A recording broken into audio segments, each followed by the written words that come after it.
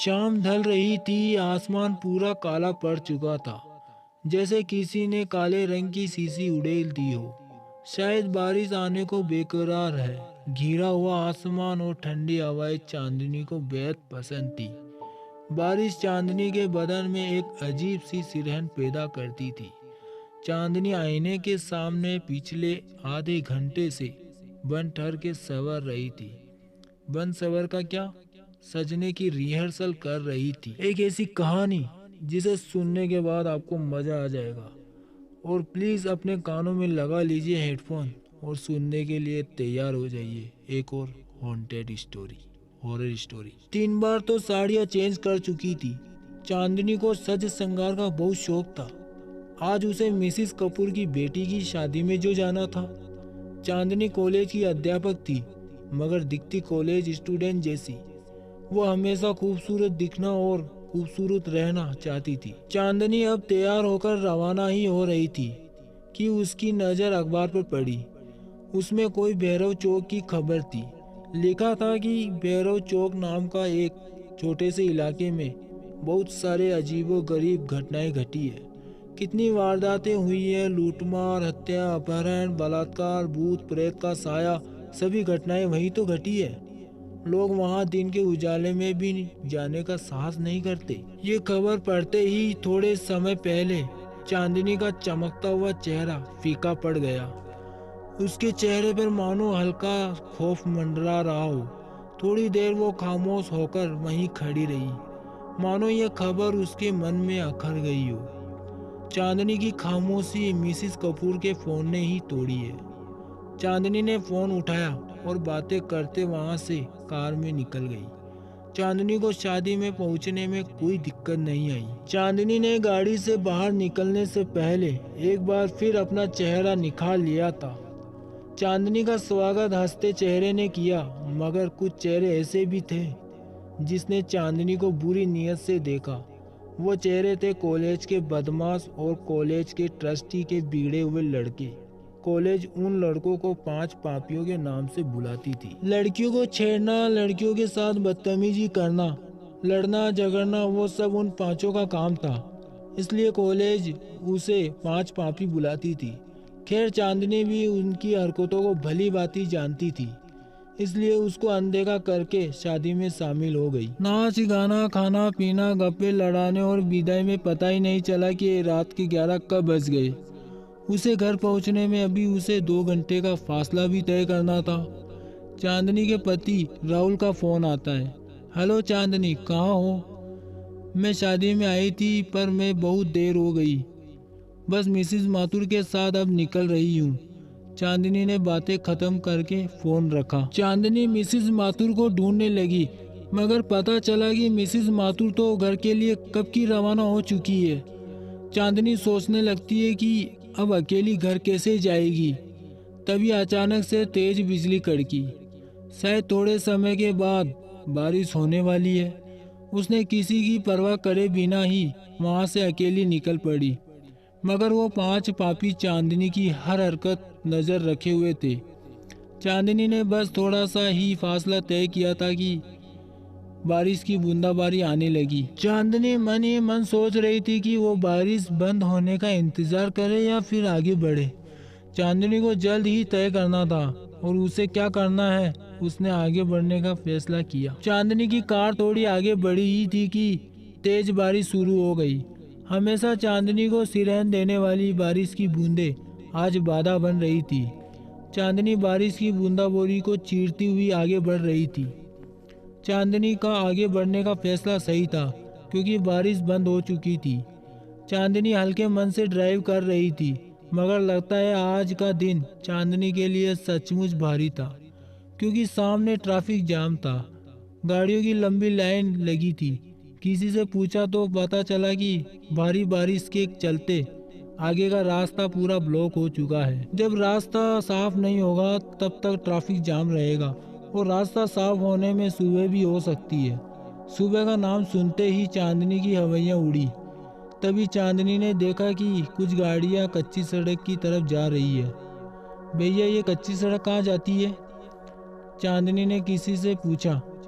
ये कच्ची सड़क जाती है शहर में बहन जी।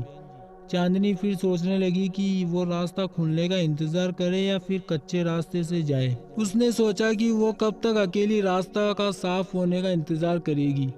वो भी कच्ची सड़क की तरफ जा रही गाड़ियों के साथ गाड़ी चलाकर शहर वाले रास्ते जा सकती है, इसलिए उसने वो कच्ची सड़क से जाने का फैसला किया।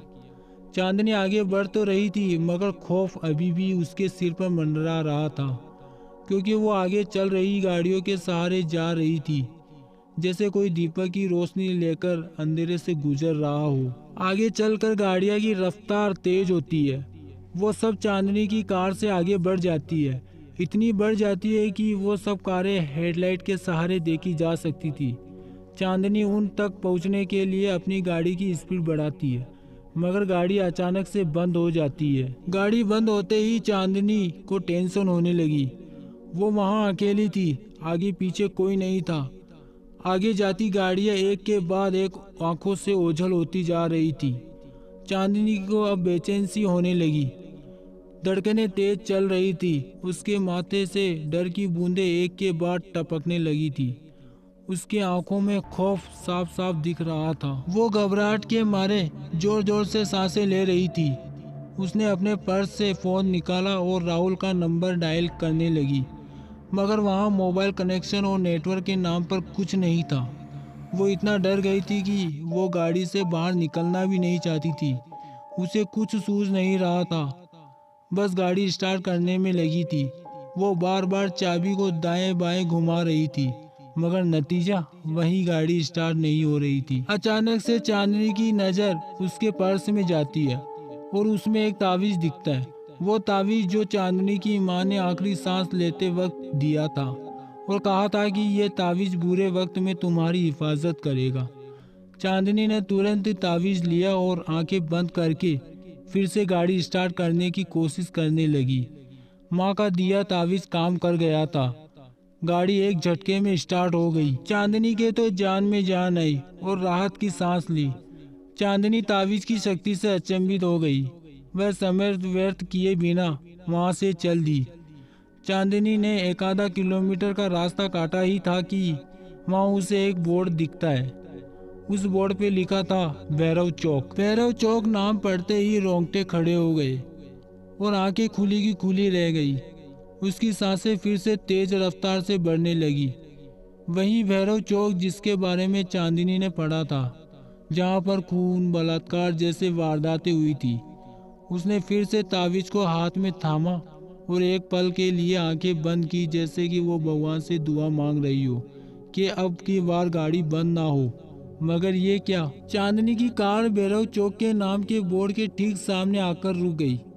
चांदनी ने बाहर का नज़ारा देखा तो वह बेहद अंधेरा और डरावना था। जुगनू की टमटमाती रोशनी के सिवा कुछ दिखाई नहीं दे रहा था। चांदनी ने फिर से तावीज उठाया और आंखें बंद करके भगवान का नाम लेती हुई गाड़ी स्टार्ट करने में जुट गई। गाड़ी की चाबी को दाएं बाएं घुमाकर उसकी उंगलियां थक गई थी, मगर अब की बार गाड़ी शुरू होने का नाम ही नहीं ले रही थी। एक दो बार फोन भी लगाया, मगर वहां भी उसे नाकामयाबी मिली। वो इतनी डरी हुई थी कि गाड़ी से बाहर निकलने में भी उसके पैर कांप रहे थे। तभी उसे सामने कुछ दिखा। सामने से सफेद रंग की कुछ धुंधली धुंधली सी आकृति सी नजर आ रही थी। चांदनी उसे देखकर डर गई और बदन में कपकपी होने लगी। वो आकृति जैसे जैसे आगे आ रही थी, वैसे वैसे एक आकृति से तीन आकृतियां हो गई थी। काले घने अंधेरे में सफेद रंग का साफ साफ दिख रहा था।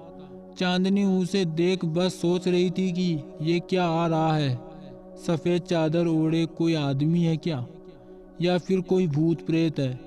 चांदनी के पसीने छूटने लगे थे। चांदनी ने जल्दी से गाड़ी के शीशे बंद है कि नहीं तसल्ली कर ली और वहां बैठे बैठे तावीज को थामे आंखें बंद करके भगवान का नाम जपने लगी। अब वो आकृतियां चांदनी के गाड़ी के आगे पीछे मंडराने लगी थी। सहमी हुई चांदनी जोर जोर से सांसें लेकर हल्की सी आंखों से देख रही थी। तभी किसी ने गाड़ी के शीशे पर जोरदार वार किया। चांदनी ने उस तरफ देखा तो मालूम पड़ा कि वो गाड़ी के शीशे तोड़ने की कोशिश कर रहे थे। चांदनी घबरा के जोर जोर से चिल्लाने लगी। बचाओ बचाओ, चांदनी चिल्लाती रही और वो शीशे पर वार करते रहे और एक शीशा तोड़ दिया। शीशे टूटते ही चांदनी को कहीं से मदद मिल जाए, इसलिए वो जोर से चिल्लाने लगी, बचाओ, कोई मुझे बचाओ। किसी ने गाड़ी का दरवाज़ा खोल दिया और चांदनी का हाथ पकड़ के गाड़ी से एक झटके में बाहर फेंक दिया। चांदनी गाड़ी से बाहर गिरकर एक पत्थर से जाके टकराई। चांदनी मानो अधमरी सी हो गई थी।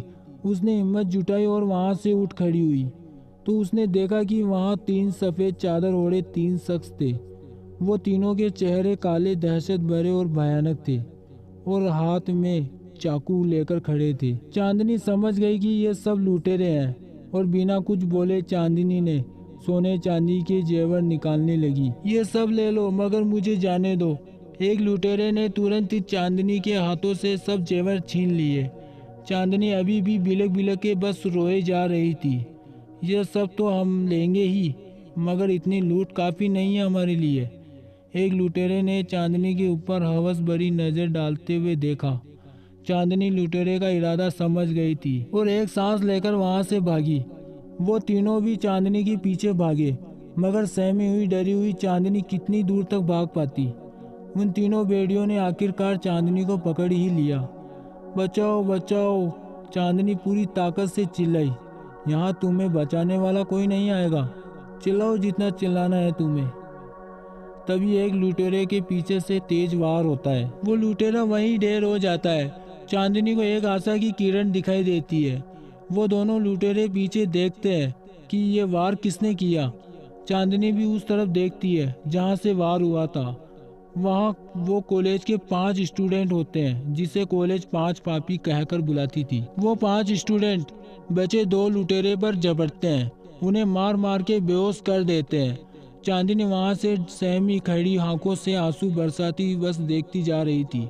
वो सोच रही थी कि जिस 5 पापी को बुरा और गलत समझ रही थी, वहीं लोगों ने आज चांदनी को बुरे हादसे से बचा रहे थे। मैडम, हम बुरे हैं मगर इज्जत सबकी करते हैं। आप बेफिक्र होकर घर जाइए, ये बंटी आपको सुरक्षित घर तक छोड़ देगा और हम इन लुटेरों को पुलिस के हवाले कर देंगे। इन लोगों ने भूत प्रेत के नाम पर बहुत लूट मचा रखी थी, अब पुलिस इन्हें मजा चकाएगी। मुझे माफ़ कर देना, मैं तुम लोगों को गलत समझ रही थी। इससे आगे चांदनी के मुंह से एक शब्द भी नहीं निकल पा रहा था। चांदनी के आंसू ही थे जो सारी बातें बयां कर रहे थे। चांदनी वहां से सुरक्षित होकर घर पहुंच गई। उम्मीद करता हूं कि दोस्तों ये हालांकि हॉरर स्टोरी नहीं है, फिर भी एक घटना है जिसके बारे में आपको ये स्टोरी हमने बताई है। तो प्लीज़ वीडियो लाइक करना और चैनल को सब्सक्राइब ज़रूर कर दीजिएगा।